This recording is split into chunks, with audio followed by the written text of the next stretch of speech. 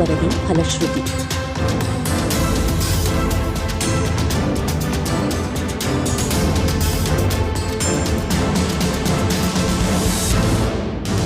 ಚಂದನ ಸುದ್ದಿಯಲ್ಲಿ ಅವೈಜ್ಞಾನಿಕ ಕಾಮಗಾರಿ ಎಂದು ಪ್ರಸಾರವಾದ ಹಿನ್ನೆಲೆ ಕಳೆದ 90 ದಿನಗಳಿಂದ ನೆನೆಗುದಿಗೆ ಬಿದ್ದಿದ್ದ ಆಲೂರು ಬೈರಾಪುರ ದ್ವಿಪಥ ರಸ್ತೆ ಕಾಮಗಾರಿ ಮನಬಂದಂತೆಗೆ 1 ಕಿಲೋಮೀಟರ್ ರಸ್ತೆಗೆ 19 ಕ್ರಾಸಿಂಗ್ ಮಾಡಿ ಅವೈಜ್ಞಾನಿಕ ಕಾಮಗಾರಿ ಬಗ್ಗೆ ವರದಿ ಪ್ರಸಾರವಾದ ಬೆನ್ನಲ್ಲೇ ವೈಜ್ಞಾನಿಕ ಡಿವೈಡರ್ ಮತ್ತು ಡಾಂಬರೀಕರಣ ಪ್ರಾರಂಭವಾಗಿದೆ.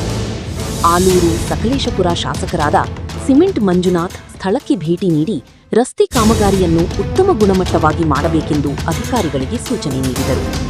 ರಸ್ತೆ ಗುಣಮಟ್ಟದ ಬಗ್ಗೆ ಹಾಗೂ ಡಿವೈಡರ್ಗಳ ಬಗ್ಗೆ ಸಾರ್ವಜನಿಕರು ಈಗಲೂ ಬೇಸರ ವ್ಯಕ್ತಪಡಿಸುತ್ತಿದ್ದಾರೆ. ಹಳೆಯ ಡಾಂಬರ್ ರಸ್ತೆ ಮೇಲೆ ಡಿವೈಡರ್ ನಿರ್ಮಾಣ ಹಾಗೂ ರಸ್ತೆ ನಿರ್ಮಾಣಕ್ಕೆ ಬಳಸುತ್ತಿರುವ ಡಾಂಬರ್ ಕೂಡ ಕಳಪೆ ಮಟ್ಟದಾಗಿದೆ ಎಂದು ಸಾರ್ವಜನಿಕರು ಬೇಸರ ವ್ಯಕ್ತಪಡಿಸಿದರು. ಇದರ ಬಗ್ಗೆ ಸಂಬಂಧಪಟ್ಟ ಅಧಿಕಾರಿಗಳು, ಜನಪ್ರತಿನಿಧಿಗಳು ಕೂಡಲೇ ಕ್ರಮ ಕೈಗೊಳ್ಳಬೇಕೆಂದು ಚಂದನ ಸುದ್ದಿ ವರದಿಗಾರರಾದ ಕಿರಣ್ ಕುಮಾರ್ ಕೆಯು ಕಿರೇಹಳ್ಳಿಯವರಲ್ಲಿ ಮನವಿ ಮಾಡಿದ್ದರು.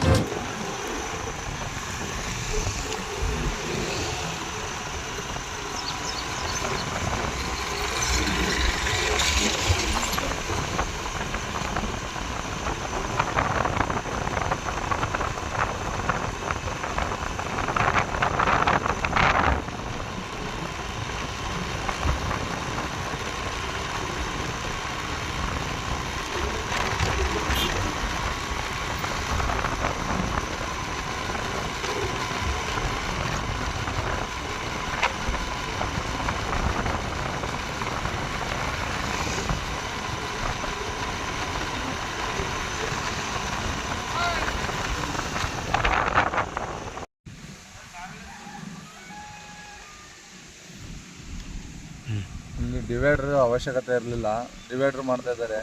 ಸುಮ್ಮನೆ ಏನಂದ್ರೆ ಇರೋ ರೋಡನ್ನು ಮೇಲೆ ಹಂಗೆ ಇಟ್ಬಿಟ್ಟು ರೋಡ್ ಮಾಡಿದ್ದಾರೆ.